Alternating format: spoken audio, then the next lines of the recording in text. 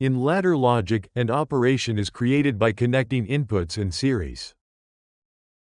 Or logic is built by placing input contacts in parallel. In this logic, the output can be activated if any one of the parallel inputs is true. In this PLC ladder programming video series, you have already learned the basic elements such as contacts and coils. You also learned how a ladder diagram works and how inputs and outputs are represented in a PLC. Now, you are ready to take the next step and start creating actual ladder programs.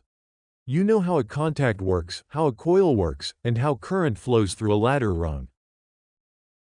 But to build a real and working ladder program, there is one very important concept you must understand: how logic actually works. You may have heard this term many times in the previous videos. For example, if this condition is true, do this. If push button 1 and push button 2 are true, then turn on the motor. What does this actually mean? These decision-making rules are called logic operations, and they are the foundation of PLC ladder programming. In this video, we are going to understand these logic operations, and, or, and not, and see how they work in ladder logic. When we create a logic operation in a PLC, what actually happens behind the scenes is that we build different types of circuits using ladder elements. Let's look at them one by one. First, let's understand the AND operation. In ladder logic, an operation is created by connecting inputs in series. In other words, the input contacts are placed one after another in the same rung. In this logic, the output coil will be energized only when all the series contacts are on. To help you understand this better, I will explain it using a simple practical circuit example. Here, we have a bulb controlled by two switches. These switches are connected in series. So, the current path is open at 2 points. Now, let's see how the circuit behaves. First, we turn on switch 1, nothing happens. Next, we turn on switch 2, now the bulb turns on. Then we turn off switch 1. Bulb turns off. Did you notice the key point here? If we turn off or disconnect any one switch, the bulb immediately turns off. In a series circuit, all switches must be closed for the bulb to turn on. If even one switch is off, the circuit breaks and the bulb turns off. This is exactly how the AND operation works in a PLC ladder diagram. The only difference is that, instead of physical switches, we use contacts in ladder logic. Now let's see how to build this in logic in a ladder program using a real-world example. In this example, we want to turn on a motor only when 3 push buttons are pressed. To achieve this, we place 3 normally open contacts in series in a single rung. Each contact is placed one after another, creating a single current path. At the end of the rung, we place a coil to represent the motor output. Let's test the operation step by step. First, we turn on switch 1, nothing happens. Then we turn on switch 2, still nothing happens. Finally, we turn on switch 3, yes, the motor turns on. This shows that only when all 3 switches are on, the output coil becomes energized and the motor starts running. If any one of the 3 switches turns off, the circuit breaks and the motor immediately turns off. This type of logic is commonly used in applications like conveyor belt systems, where the conveyor can be started by any one of multiple operators or control points. Or logic is built by placing input contacts in parallel. In this logic, the output can be activated if any one of the parallel inputs is true. Let's understand this using a demonstration circuit. In this circuit, the switches are connected in parallel, as shown in the diagram. This means current can flow through any closed path in the circuit. Now let's test the operation step by step.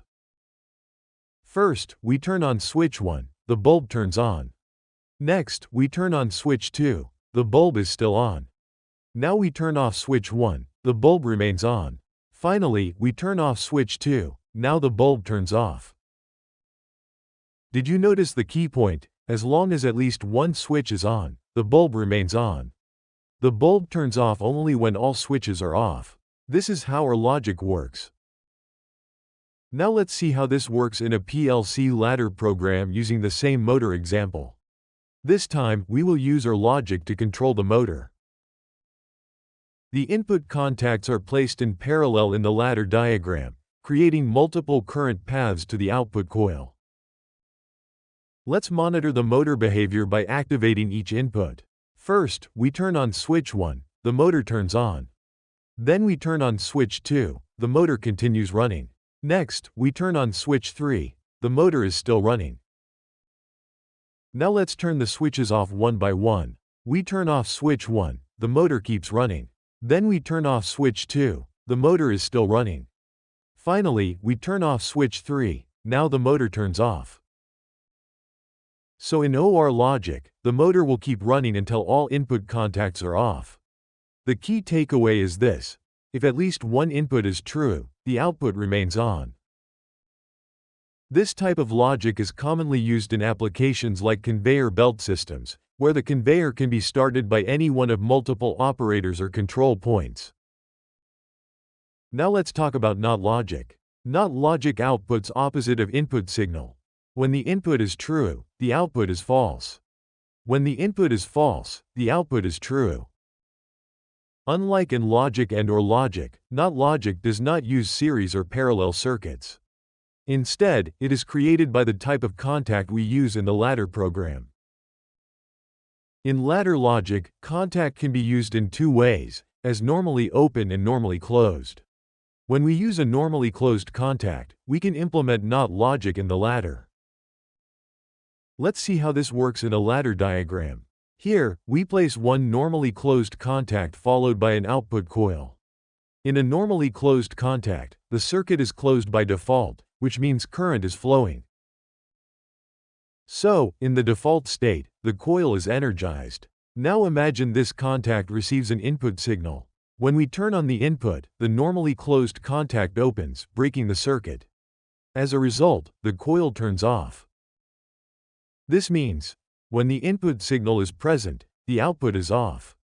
When the input signal is not present, the output is on. This is exactly how NOT logic works in a PLC ladder diagram. Creating in logic and/or logic is all about building series and parallel circuits in ladder diagrams. NOT logic, on the other hand, is achieved by using normally closed contacts. These three logics, AND, OR, and NOT, are the core foundations for building complex control logic in industrial automation. Once you understand these basics, creating advanced PLC programs becomes much easier.